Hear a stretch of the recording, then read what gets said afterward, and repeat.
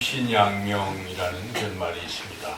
입신양명이라는 말의 뜻은 자기를 잘 세워서 세상에 이름을 떨친다, 그런 뜻입니다. 또 다른 짧게 또 줄여서 출세라는 말도 우리가 하지요. 그래서 사람은 한번 태어나면 세상에서 좀 이름을 떨쳐보고 싶은 것, 또 세상에서 좀 남들에게 좀 알려지고 또 힘이 있고 돈이 있고 뭐 이렇게 살기를 원합니다. 대부분의 사람들이 그걸 원하고 또 그걸 이룰 때 야, 난 성공했다, 이렇게 생각하죠. 그래서 그 성공을 위해서 사람들은 오늘도 저마다 치열하게 이 땅에서 살아가고 있습니다. 그런데 과연 진정한 성공이 무엇인가? 어떤 시인, 그 에머슨이라는 시인은 성공은 이런 것이다, 이렇게 정의를 내렸는데, 그의 시를 통해서 이런 말을 했습니다. 내가 여기 이곳에, 비록 나는 한 평의 작은 땅을 가지고 살고 있으면 내가 이곳에 살고 있으므로 누군가 행복해 했다면 나는 그것을 인생의 성공이라고 여긴다. 그렇게 성공의 정의를 내렸습니다. 사람마다 성공이 뭐냐, 이런 가치관들이 다 차이가 있는데, 과연 우리 하나님께서는 무엇을 성공이라고 그렇게 인정해 주실까요? 과연 하나님께서 우리가 세상에서 유명해지고 출세하고 하는, 또 많은 것을 소유하는 것을 성공이라 그렇게 여겨 주실까요? 만약 그렇다면 예수님께서 이 땅에 오셔서 하신 그 삶의 모습이 어찌 보면 실패한 인생처럼 그렇게 우리가 볼 수도 있어요. 예수님은 제자들을 이렇게 12명의 제자들을 훈련을 시키시고 했는데, 그 12명이 나중에는 배반도 하고 아주 초라한 그러한 모습을 보였기 때문에, 그리고 예수님께서 십자가를 지실 때는 세상 사람들이 따르던 호산나 다윗의 자손이요 하고 예수님을 따르던 그 이스라엘의 백성, 일부 백성들조차 예수님을 실패한 인생으로 규정하고 무능한 인간으로 규정하고, 네가 능력이 있으면 한번 뛰어내려와 봐라 라는 등 조롱을 하고 그렇게 했지요. 그래서 과연 예수님의 삶이 실패한 것인가? 그렇지 않습니다. 예수님은 성공한 삶이죠. 그래서 우리 하나님께서는 예수님의 그 삶을 귀히 여기시고 받으셔서 예수님을 한없이 높여 주셨습니다. 그래서 모든 사람이 예수님의 이름에 무릎을 꿇고 예수님이 가장 지극히 높은 하나님 보좌에 앉으시고, 예수님께서 우리 하나님께서 예수님을 참으로 잘했다 칭찬하신 것이죠. 그러므로 하나님이 원하시는, 하나님이 말씀하시는 성공은 세상 사람들이 말하는 그러한 성공이라고 볼 수가 없습니다. 만약 그것을 진리로 알고 추구한다면 예수님께서 마귀에게 시험 받으실 때 당연히 그 시험에 받아들였을 것입니다. 오늘 우리가 아동 청소년부의 말씀이 예수님이 시험 받으시는 그런 장면의 말씀이었는데, 마귀가 유혹했던 게 바로 그것들입니다. 세상 사람들이 추구하는 이런 것들로 유혹을 하는 거예요. 네가 높은 데서 뛰어내리면 그 능력을 사람들이 보고, 야, 어떻게 저렇게 성전 꼭대기에서 뛰어내려도 하나도 안 다쳤지? 슈퍼맨이야, 대단해 하고 그 예수님을 막 칭송했을 것입니다. 예수님이 일약 유명한 스타가 되었을 것입니다. 그러한 유명해지라고 마귀가 유혹을 했지만 우리 예수님이 말씀을 통해서 이런 자에 거절한 것입니다. 하나님 시험하지 말라, 이 한마디로 거절을 했고, 또 그 마귀가 야, 나한테 절 한 번만 하면 이 모든 세계 만국의 모든 권력과 모든 물질과 이거 다 너한테 주겠다라고 마귀가 그렇게 유혹을 했을 때 우리 예수님이 오직 하나님만 경배하라 하는 그 말씀으로 그 유혹을 떨쳐 버리셨습니다. 높아지려는 그런 것, 이생의 자랑, 이게 바로 마귀가 유혹하는 통로예요. 마귀는 똑같은 패턴으로 가지고 하와부터 그렇게 유혹을 했고요.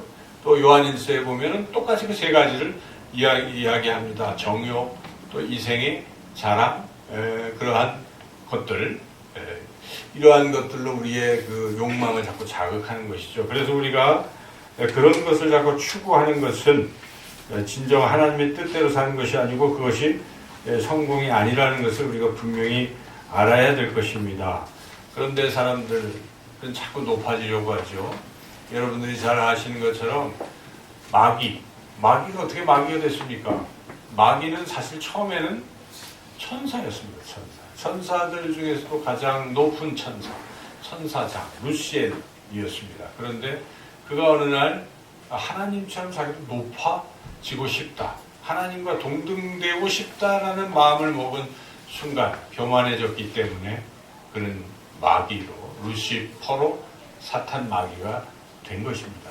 그래서 잠깐인 것이죠. 천사가 마귀가 된 것입니다. 여러분, 그렇게 되는 그 이유가 무엇입니까? 자꾸 높아지려는 욕망. 이 교만함은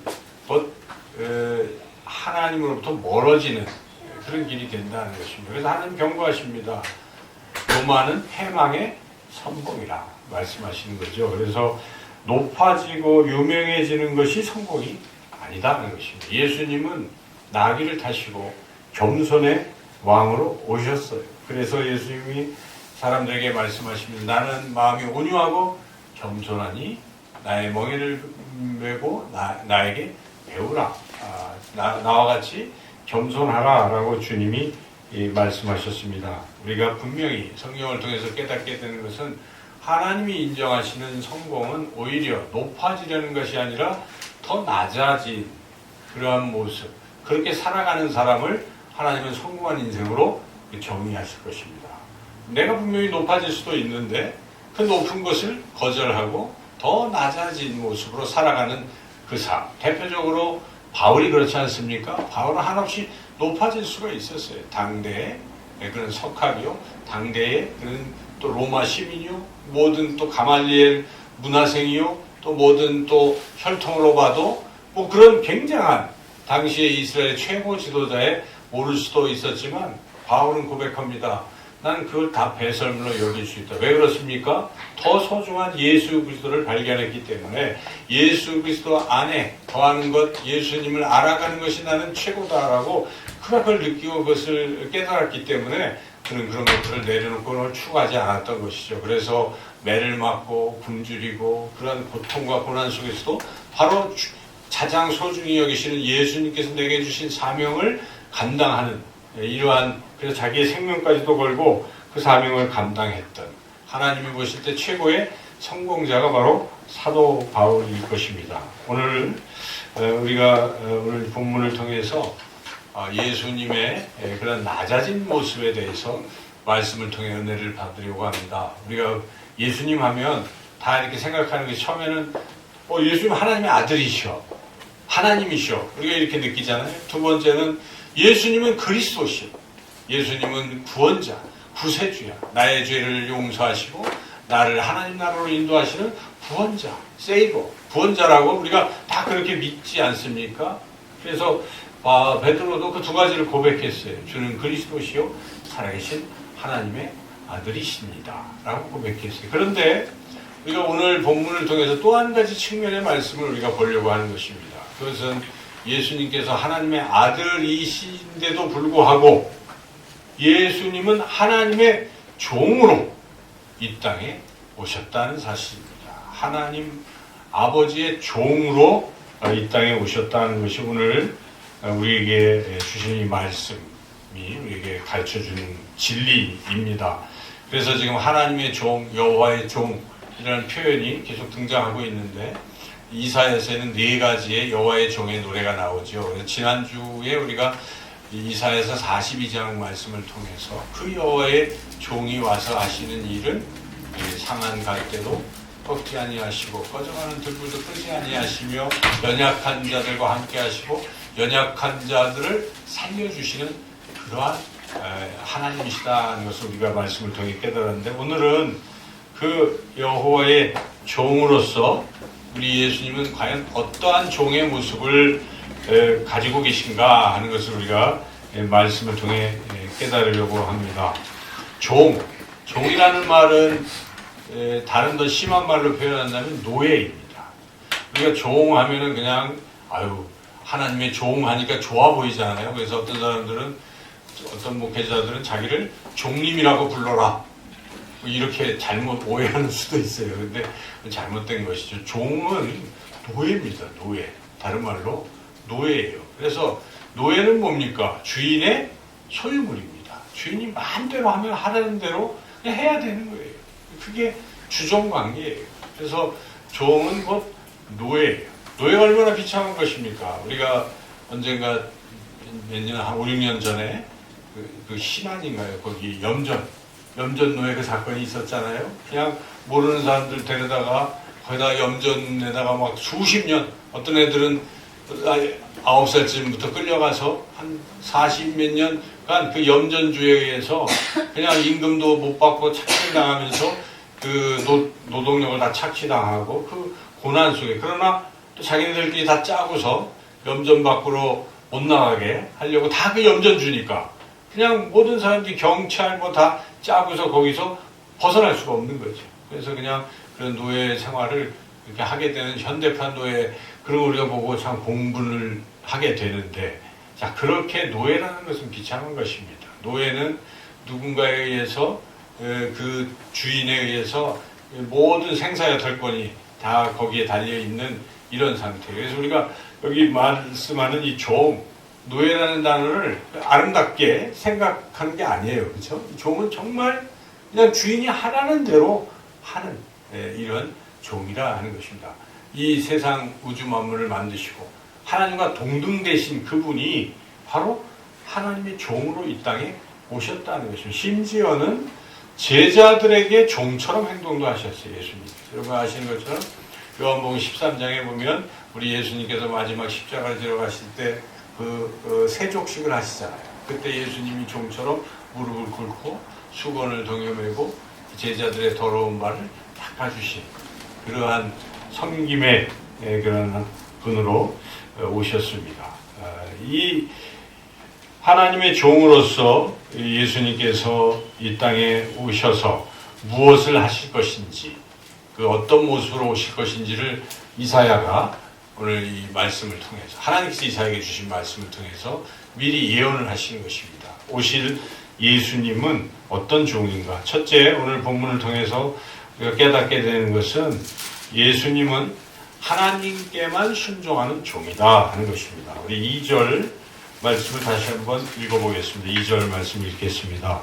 내 입을 날카로운 칼같이 만드시고 나를 그의 손 그늘에 숨기시며 나를 갈고 닦은 화살로 만드사 그의 화살통에 감추시고, 여기에 나는 예수님이에요.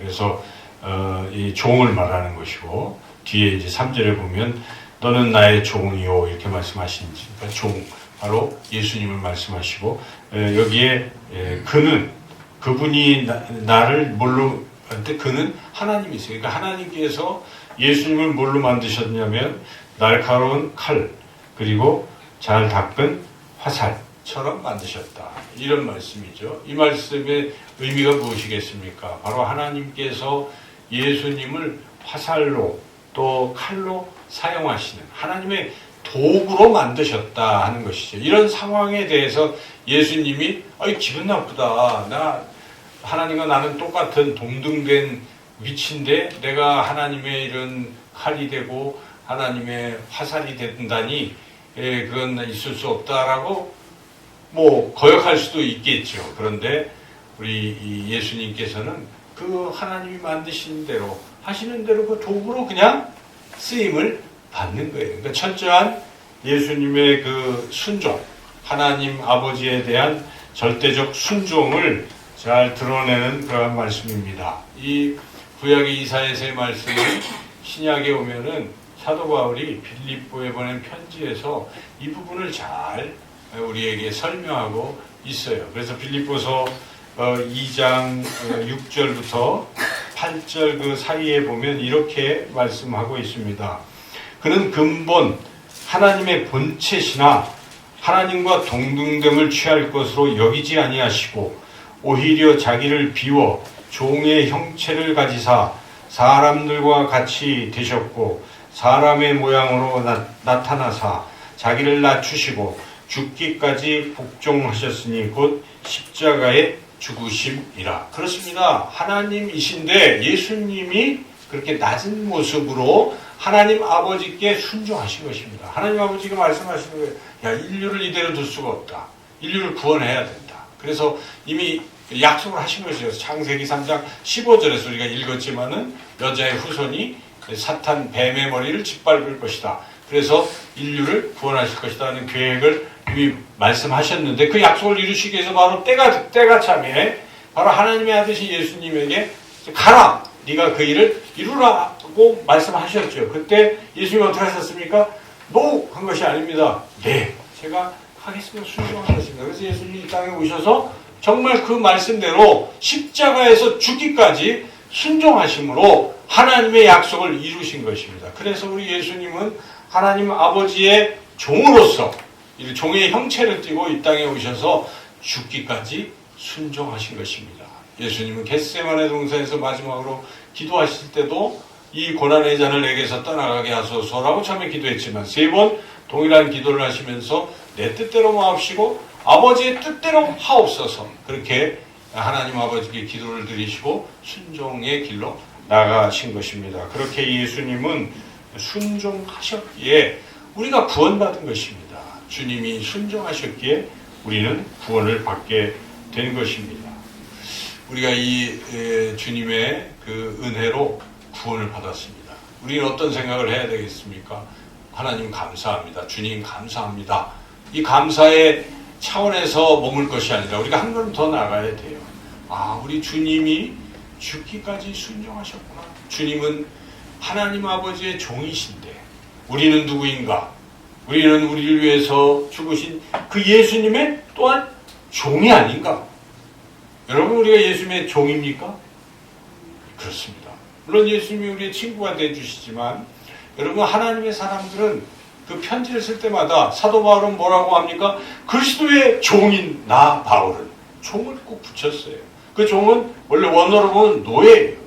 그래서 이런 학자들이 책을 쓰고 뒤에다가 뭐라고 쓰냐면 그리스도의 노예 누구 이렇게 쓰거든요.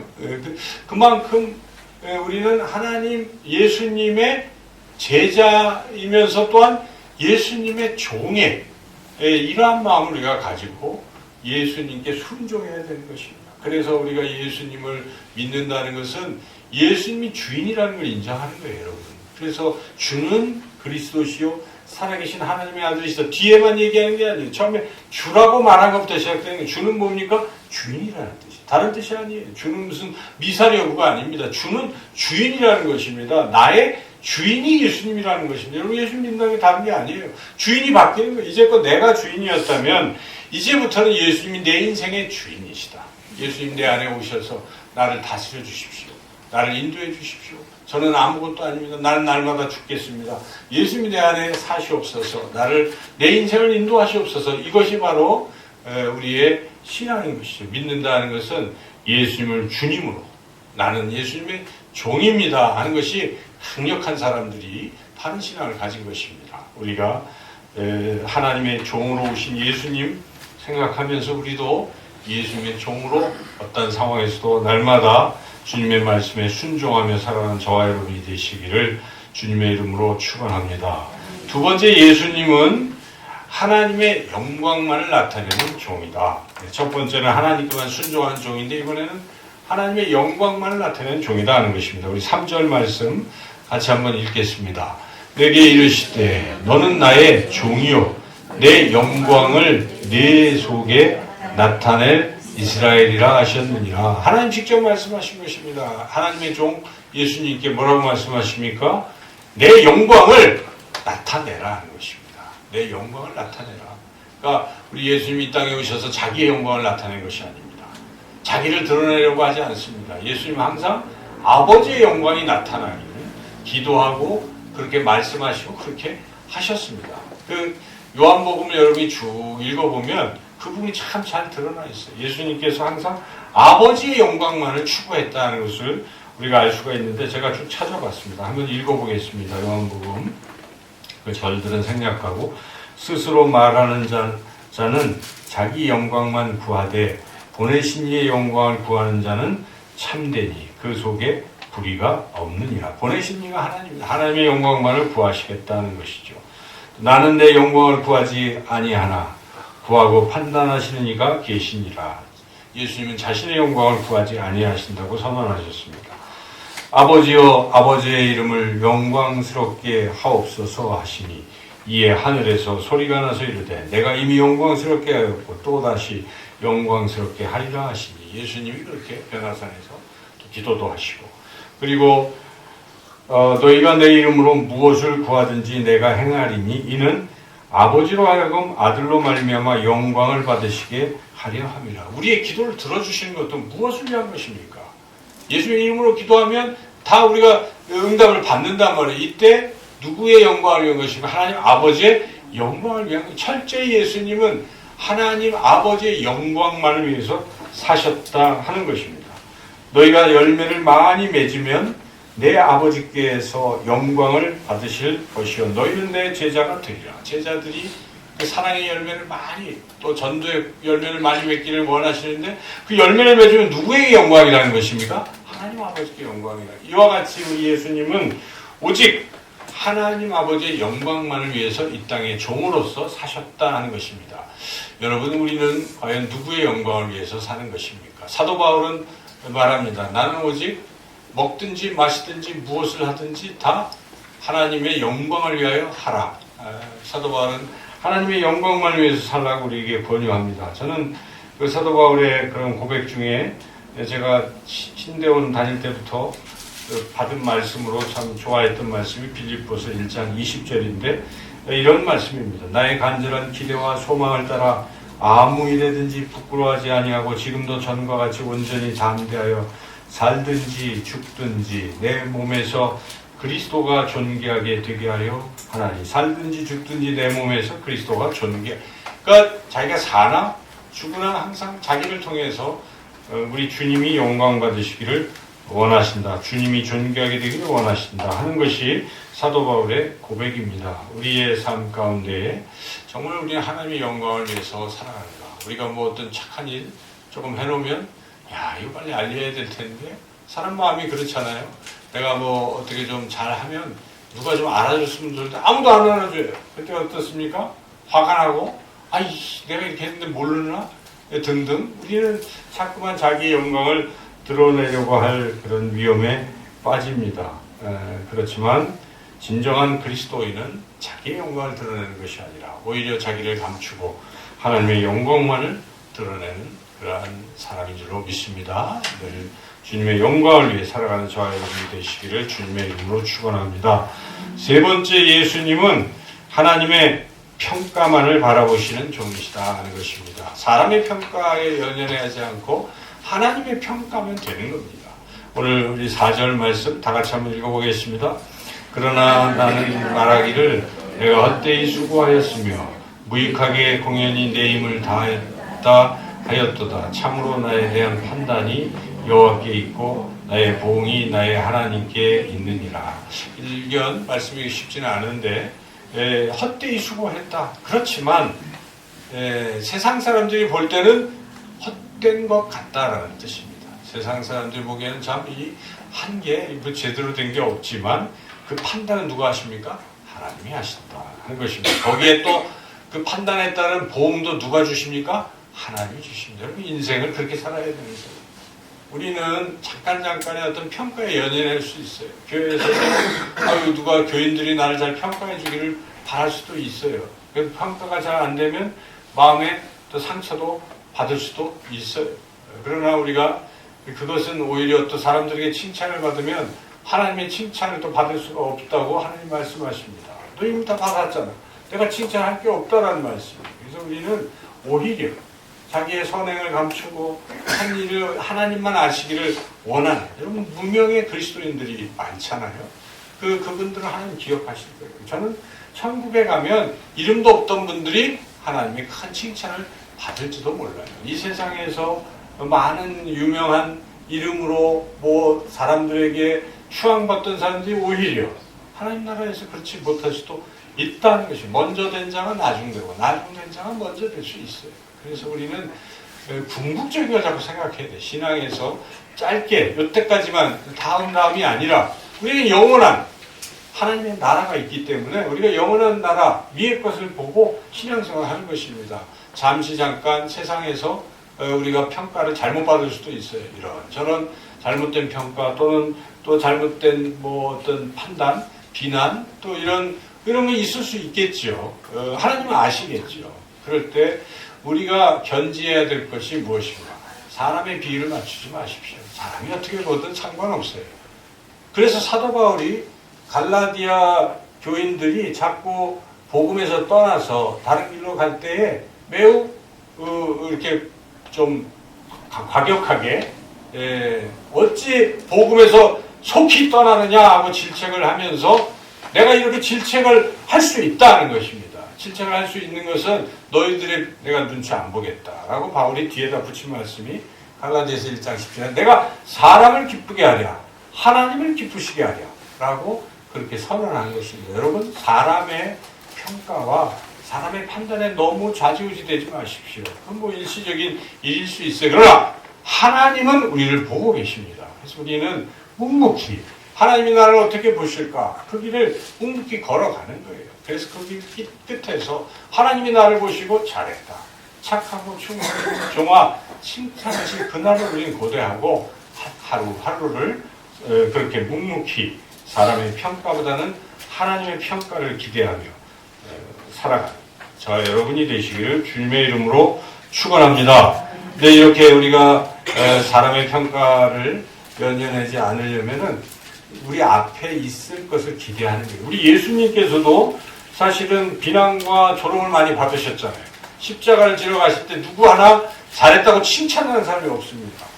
무능하게만 봤어요. 그래서 제자들 다 도망가고 오직 여자 제자들만 이렇게 그것도 정말 믿어서라기보다도 마음이 안쓰러워서 여성으로서 막 그래서 그냥 따라가서 아이고 부활도 안 믿고 뭐합니까? 저 향품이라도 넣으려고 했던 거예요. 막 달라고. 다 그들의 마음은 그냥 그 정도였던 것이죠. 그래서 주님은 그렇게 철저히 세상으로부터 조롱받은 주님이 어떻게 가셨을까? 히브리서 기자는 그 부분을 이렇게 묘사하고 있습니다. 히브리서 12장 2절에 믿음의 주여 또 온전케 하시는 이인 예수를 바라보자. 그는 그 앞에 있는 기쁨을 위하여 십자가를 참으사 부끄러움을 개의치 아니하시니 하나님 보좌 우편에 앉으셨느니라. 여러분 참는 거예요. 십자가도 참고 부끄러움도 참고 뭐 때문에 그렇습니까? 그 앞에 있는 기쁨과 즐거움을 하나님 보좌 우편에 앉는 그 기쁨과 소망이 있었기 때문에 예수님은 걸어가신 거예요. 여러분 인생, 우리 인생에서도 마찬가지입니다. 우리는 하나님이 우리에게 예비하신 상급이 있습니다. 나의 달려갈 길을 마치고 곧 하나님께서 우리에게 상급을 주실 것입니다. 그리고 그 상급을 소망하시고 하나님의 그 칭찬을 기대하시고 묵묵히 걸어가시는 저와 여러분이 되시기를 주님의 이름으로 축원합니다. 넷째로 예수님 어떤 종이십니까? 주신 사명을 마침내 감당해 내는 종이다 하는 것입니다. 우리 마지막 6절 말씀 같이 읽어보겠습니다. 그가 이르시되 네가 나의 종이 되어 야곱의 지파들을 일으키며 이스라엘 중에 보존된 자를 돌아오게 할 것은 매우 쉬운 일이라. 내가 또 너를 이방의 빛으로 삼아 나의 구원을 베풀어서 땅끝까지 이르게 하리라. 그러니까 이스라엘만 구원하는 건 쉬운 것이라는 것입니다. 그건 작은 일이라는 거예요. 영어로는 스몰이라고 표현하고 있어요. 이스라엘만 구원하는 건 작은 일이고 뭘 하나님께서는 하나님의 종인 예수님을 뭘로 쓰십니까? 이방의 빛으로. 이방이라는 건 온 인류를 구원하시는 구원자로 쓰시는 것입니다. 이스라엘 사람들이 이걸 착각한 거예요. 지금 오는 메시아가 자기들을 로마 앞에서 구원할 것만 자꾸 생각하는데 그게 안 이루어지니까 예수님 십자가에 못 박은 것인데 예수는 그런 뜻이 아니에요. 하나님의 종이신 예수님은 모든 인류의 죄를 짊어지시고 인류를 구원하시는, 영원히 구원하시는 그러한 사명을 띠고 오신 것이죠. 그래서 이렇게 이 이사야서에 이미 예수님이 어떤 일을 하실지 그 사명도 명확히 말씀하신 것이고, 실제로 우리가 복음서를 읽어보면 예수님은 그 사명을 끝까지 감당하신 것입니다. 그리고 제자들을 불러서 제자들을 세우셔서 그 사명을 우리에게 맡겨주신 것입니다. 그래서 마태복음 마지막 내가 끝날까지 함께 있으라 그 앞에 무엇입니까? 너희는 가서 모든 족속으로 제자를 삼아 아버지와 아들과 성령의 이름으로 세례를 주고 내가 너에게 분부한 모든 것을 가르쳐 지키게 하라. 바로 예수님 믿는 사람들로 잘 전도하고 또 말씀으로 양육하는 이 지상 최대의 위임 명령을 우리에게 제자들에게 주신 것입니다. 예수님 그 사명을 우리를 통해서 끝까지 이루어가기를 지금도 원하고 계신 것입니다. 그래서 예수님이 하늘로 승천하실 때 오직 성령이 너에게 임하시면 너희가 권능을 받고 예루살렘과 온 유대와 사마리아와 땅 끝까지 이르러 내 증인이 되리라 하고 성령을 선물로 주시면서 이를 또 감당하게 하시겠다고 약속하시는 것입니다. 여러분, 바로 이게 사명이에요. 그래서 사도 바울은 주 예수께 받은 사명, 곧 은혜의 복음을 전파하는 일을 마치려 하면 나의 생명을 조금 더 귀한 것으로 여기지 아니하노라. 바로 이 사명에 불붙어서 바울 목숨 걸고 끝까지 나의 다리를 갈 길을 다 마치고 이제는 하나님으로부터 의의 면류관이 준비될 것이다 라고 마지막 디모데후서에서 마지막 그 유언을 하고 죽었잖아요. 그와 같이 하나님의 사람들은 한결같이 사명에 불붙어 있는 사람들입니다. 예수님은 끝까지 사명을 감당하시고 우리에게 그 사명을 위임하시는, 우리가 정말 예수님의 이 사랑과 은혜를 받은 사람이라면 우리도 사명에 순종하는 그러한 주님의 종이 되어야 될 줄로 믿습니다. 이렇게 우리가 사명을 끝까지 감당할 때에 하나님은 어떻게 하시는가? 하나님의 종이신 예수님을 어떻게 하나님은 만들어 주셨습니까? 7절 말씀 마지막 절 우리가 다 같이 한 목소리로 읽겠습니다. 이스라엘의 구속자, 이스라엘의 거룩한 이이신 여호와께서 사람에게 멸시를 당하는 자, 백성에게 미움을 받는 자, 관원들에게 종이 된 자에게 이같이 이르시되 왕들이 보고 일어서며 고관들이 경배하리니 이는 이스라엘의 거룩하신 이 신실한 여호와 그가 너를 택하였음이니라. 멸시당하고 미움받고 이랬던 존재, 바로 예수님이 그렇게 했지만 바로 이제 왕들이 일어나서, 고관들이 일어나서 그 예수님께 경배하게 할 것이다. 바로 하나님께서 종으로 택하신 그를 그렇게 높여주실 것이라고 말씀하시는 것입니다. 과연 그 말씀대로 아까 읽은 빌립보서 2장의 모든 이름이 예수 그리스도의 이름 앞에 무릎을 꿇고 그렇게 온 세상 사람들이 예수님을 주님으로 그렇게 예수님은 높아지신 것입니다. 하나님 우편에 앉으신 것입니다. 우리가 주님의 종이 되어서 묵묵히 이렇게 사명을 잘 감당하고 주님 앞에 섰을 때 주님 우리를 엄청나게 높여주실 줄 믿습니다. 우리가 상상할 수 없는, 기대할 수 없는 그런 높은 위치로 우리를 그렇게 높여주실 것입니다. 우리는 그것을 기대하고 이 땅에서 종 대신 예수님의 모습을 마음에 담으시고 우리도 예수님의 종이 되어서 끝까지 주신 사명을 주님의 그런 마음으로 겸손하게 잘 감당하시는 저와 여러분이 되시기를 주님의 이름으로 축원합니다.